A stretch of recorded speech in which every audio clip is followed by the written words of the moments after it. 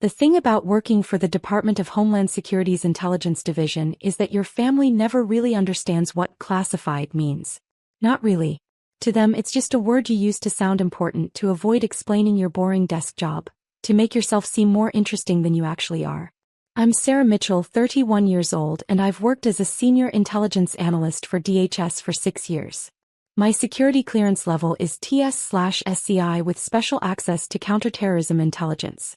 I analyze threat data, coordinate with international agencies, and help prevent attacks on U.S. soil. But to my family, I'm just Sarah who works for the government doing paperwork. My older sister Amanda is a pediatrician. My younger brother Kyle runs a successful marketing agency. They have careers people understand, careers they can explain at parties, careers that make mom and dad proud. Me. I've spent 6 years saying, I can't discuss my work, so many times that my family genuinely believes I have nothing interesting to discuss. The problem started 3 months ago when I made the mistake of working from home during a family visit. I'd been at my parents' house in suburban Virginia for Mom's birthday weekend. It was supposed to be relaxing, a break from the intensity of my job. But Friday afternoon, my supervisor called with an urgent situation. A credible threat had emerged requiring immediate analysis. I need you to review the intelligence packet and provide assessment within 4 hours, Director Walsh had said. I'm sending it to your secure home system now. Understood, I'd replied, already heading to my childhood bedroom where I'd set up my secure laptop. I have protocols for working remotely. Encrypted laptop, biometric authentication, isolated network connection, physical security measures.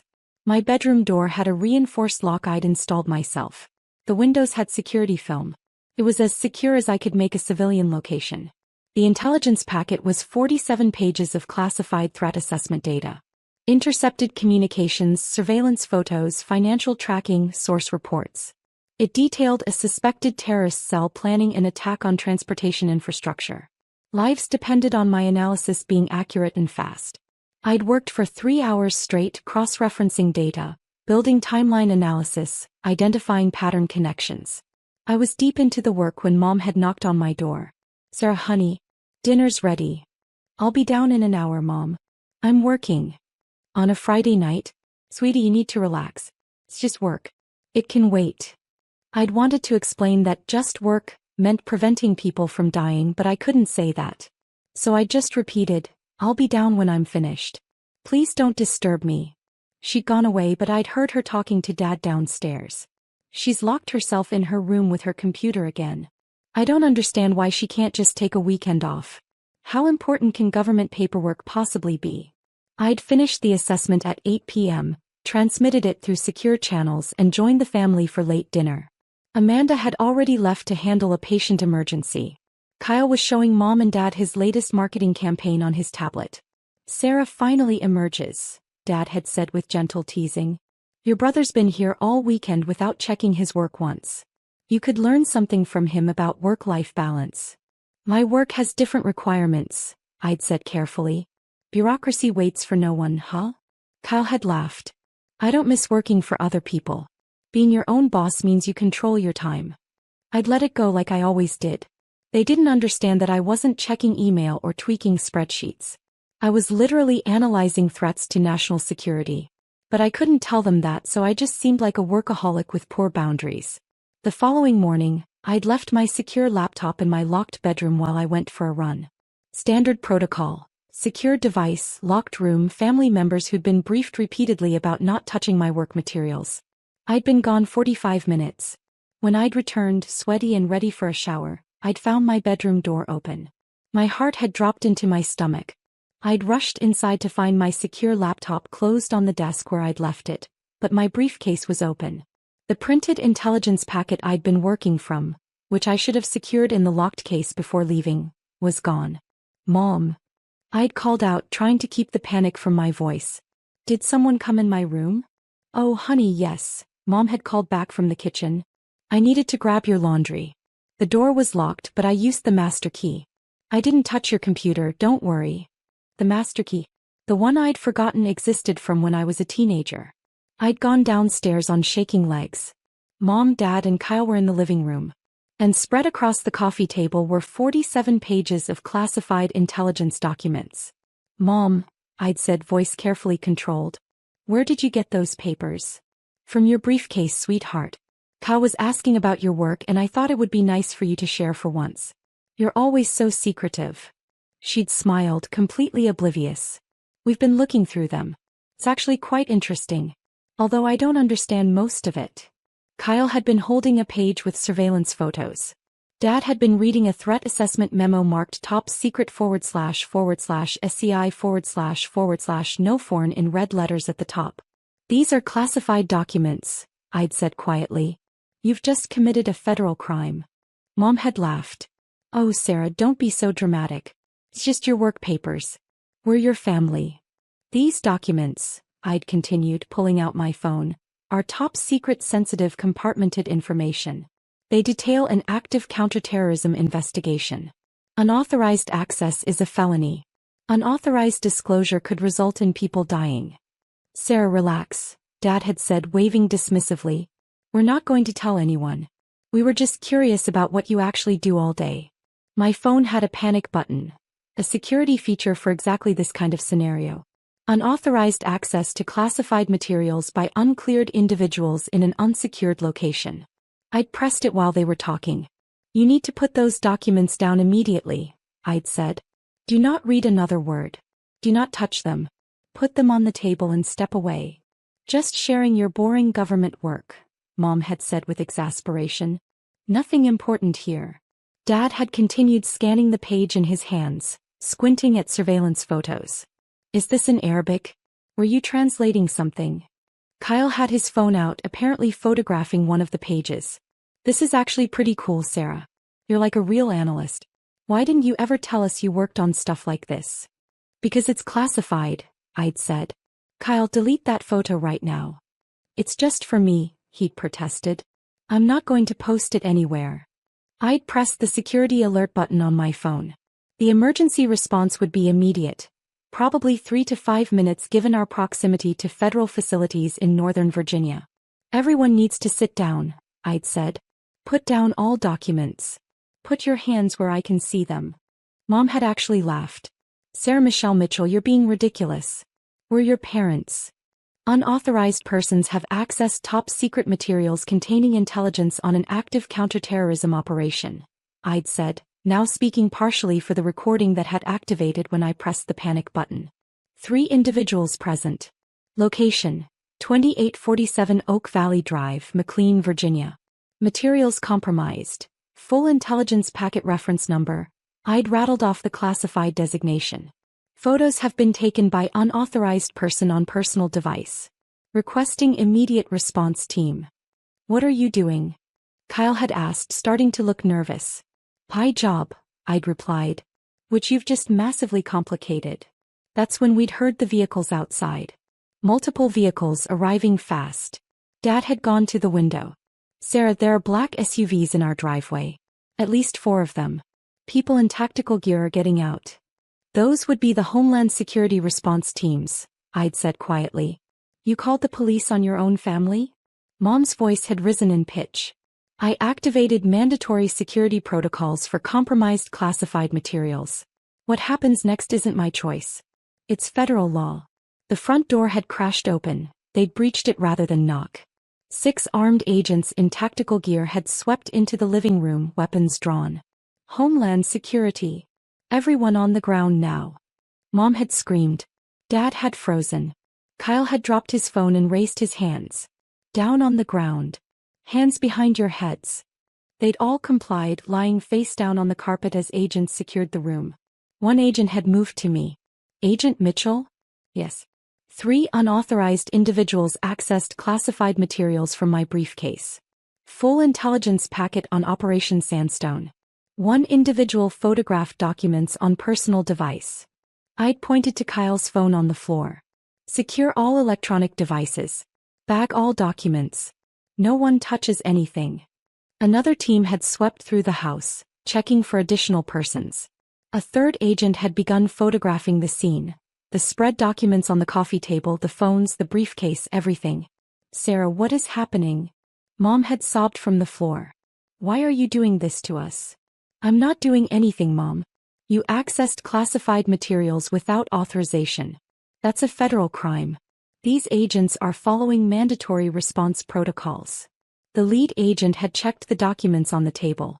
Jesus Christ. These are current threat assessments? Active operation intel. Yes, sir. I was conducting remote analysis. Materials should have been secured in locked case. That's my failure. But the unauthorized access occurred when my mother used a key to enter my secured room and removed documents from my briefcase without my knowledge or permission. Your mother. The agent had looked at the three people on the floor with new understanding. Family members? Yes, sir. They've been briefed repeatedly about not touching my work materials. I had verbally reminded them multiple times this weekend. Did they know the materials were classified? The documents are clearly marked top secret on every page. They were informed these were classified work materials. They chose to access them anyway. Kyle had started crying. I didn't know it was this serious. Sarah, please tell them it was just a misunderstanding. You photographed a classified document, I'd said flatly. That's not a misunderstanding. That's a felony. Another agent had emerged from upstairs with my laptop. Secure device appears undisturbed. Biometric lock engaged, no unauthorized access attempts. Thank God, I'd muttered. If they'd tried to access my laptop, this would have been even worse. The lead agent had pulled me aside while his team continued processing the scene. Walk me through exactly what happened. I'd given him the timeline. Working Friday night. Securing laptop but failing to secure printed materials in locked case. Leaving for a run. Returning to find family had accessed my room and removed documents. Finding them reading and photographing classified materials. They're going to be arrested, the agent had said. It wasn't a question. I know. You understand this will destroy your family relationships. I understand. But those documents contain intelligence that could identify sources, compromise operations, and get people killed if disclosed. My family doesn't get a pass on that because we share DNA. He'd nodded grimly. You did the right thing. But I'm sorry anyway. They'd taken Mom, Dad, and Kyle into custody. Flex cuffs, read them their rights, the full procedure. Mom had been hysterical. Dad had looked at me with betrayal in his eyes. Kyle had kept saying, I'm sorry, I didn't know. But they had known. I told them 100 times not to touch my work materials. They just never believed those materials actually mattered. My sister Amanda had arrived an hour later. She'd been contacted as next of kin. She'd found me sitting in the living room, now a documented crime scene with agents still processing evidence. What the hell happened? Amanda had demanded. Mom called me crying from the police station. She said you had her arrested. She accessed classified intelligence documents, I'd said wearily. So did Dad and Kyle. I followed mandatory security protocols. The rest was inevitable. Over paperwork? Sarah, there are parents. Not paperwork. Active counterterrorism intelligence that could compromise ongoing operations and get people killed if disclosed. And I don't care if there are parents. The law doesn't care either. Amanda had stared at me. You've lost your mind. You're going to let our mother go to prison over your stupid job. It's not my choice, Amanda. They committed federal crimes. The moment they accessed those documents, the outcome was determined. I reported it as required by law. Everything after that is out of my hands. You could have not reported it. Then I would have committed a felony, failure to report a security breach. I would have lost my clearance, my career, and probably faced criminal charges myself. And if that intelligence had been further compromised, people might have died. Is that what you wanted me to do? She'd looked at me like I was a stranger. I wanted you to protect your family. I am protecting my family, I'd said quietly. And about 330 million other people who live in this country. Your family isn't more important than national security. No one's family is. Amanda had left without another word. The investigation had taken 3 weeks. Mom, Dad, and Kyle were released on bond but faced serious federal charges. Unauthorized access to classified materials, unauthorized disclosure, and in Kyle's case, unauthorized reproduction of classified documents. Their lawyer, a former federal prosecutor who understood exactly how screwed they were, had negotiated plea agreements. Mom and Dad pleaded guilty to misdemeanor unauthorized access with 2 years probation, $50,000 fines each and mandatory security training. Kyle, because he'd photographed documents, faced felony charges. He pleaded guilty to 1 count in exchange for 18 months in federal prison followed by 3 years supervised release. My family was destroyed. The legal fees alone would bankrupt my parents. Kyle's marketing business collapsed. Who wants to hire a convicted felon who photographed classified government documents? His wife had filed for divorce. Amanda refused to speak to me. Extended family took sides, most of them against me. I was disinvited from family gatherings, removed from family group chats, treated like I'd committed some unforgivable betrayal. And maybe I had from their perspective. But from my perspective, they'd committed an unforgivable betrayal first. They'd been told repeatedly not to touch my work materials. They'd been warned that my work was classified and serious. They'd chosen to disregard all of that because they didn't believe what I did actually mattered. They'd been wrong. 4 months after the incident, I sat in Director Walsh's office for a security review. "Your family situation has been thoroughly investigated," she said, reviewing the file. "We've concluded you followed all proper protocols. In fact, your response to the breach was exemplary." "Thank you, ma'am. However, your home environment has been deemed insecure for remote work. Future assignments requiring classified materials will need to be conducted in secure facilities only." "I understand." She'd closed the file and looked at me directly. "How are you holding up?" "Honestly, ma'am, not great. But I'd make the same choices again." "Good. Because that's the only right answer. National security can't be compromised for personal relationships. The moment you put family loyalty above operational security, you become a liability." "Yes, ma'am." "For what it's worth, Mitchell, I'm sorry. I know this cost you everything. But you saved an operation that was already on a knife's edge. The intelligence your family accessed included source identification data. If that had been disclosed, we would have lost critical assets in a hostile region. People would have died." "They still don't understand that," I'd said quietly. "They think I chose paperwork over family. They'll probably never understand. Most people can't conceptualize what we actually do because we work in the shadows. We prevent disasters that never happen. There are no headlines for attacks we stop, no credit for lives we save. Your family will probably always see you as the person who destroyed their lives over nothing." "I know. Can you live with that?" I'd thought about it. Really thought about it. "Yes," I'd finally said. "As I know the truth.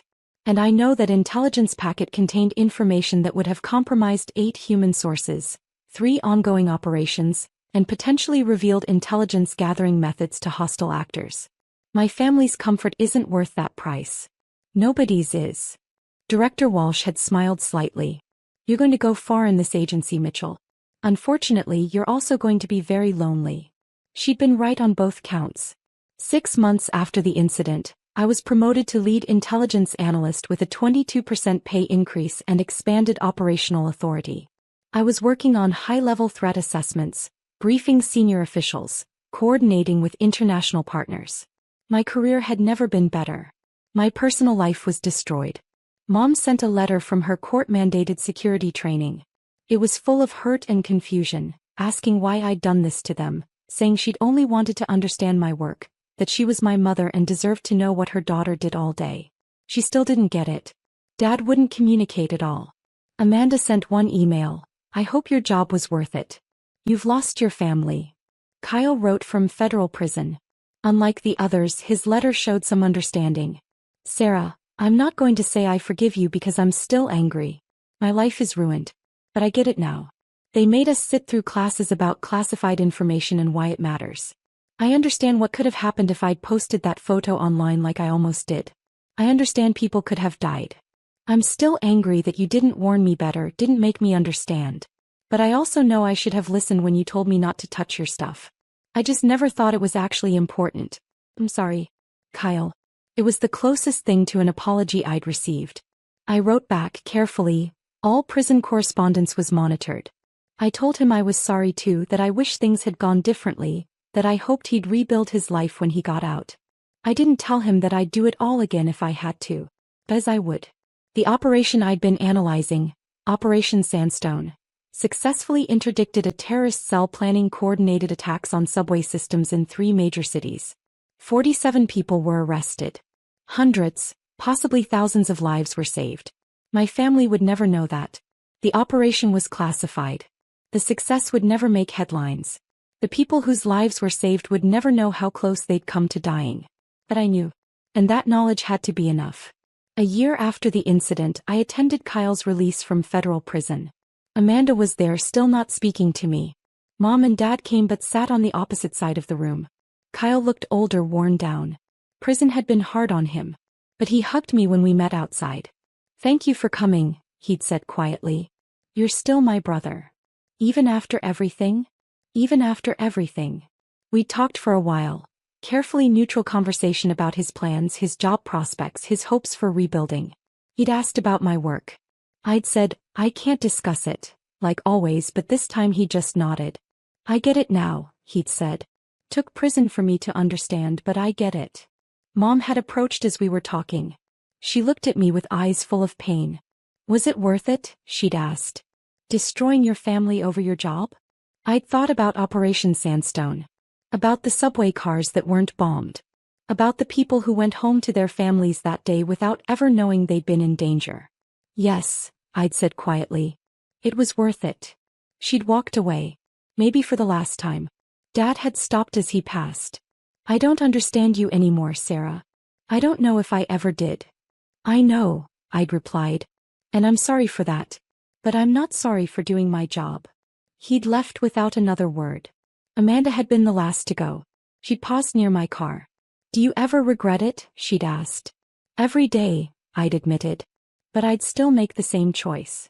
"Then you're not the sister I grew up with." "No," I'd agreed. "I'm not. I'm someone who takes her oath seriously. Someone who understands that protecting people sometimes means making choices that destroy your own life. You save lives every day as a doctor. You understand sacrifice. Not like this. Not turning on your own family." "They turned first," I'd said quietly. "When they decided my work didn't matter enough to respect basic boundaries. When they chose curiosity over my repeated warnings. They made their choices. I just dealt with the consequences." She'd driven away without responding. I'd stood in that parking lot for a long time, watching my broken family disappear in different directions, knowing I'd been the one to shatter us. But I'd also stood there knowing that somewhere, people were alive because I'd done my job. Because I'd prioritized national security over family comfort.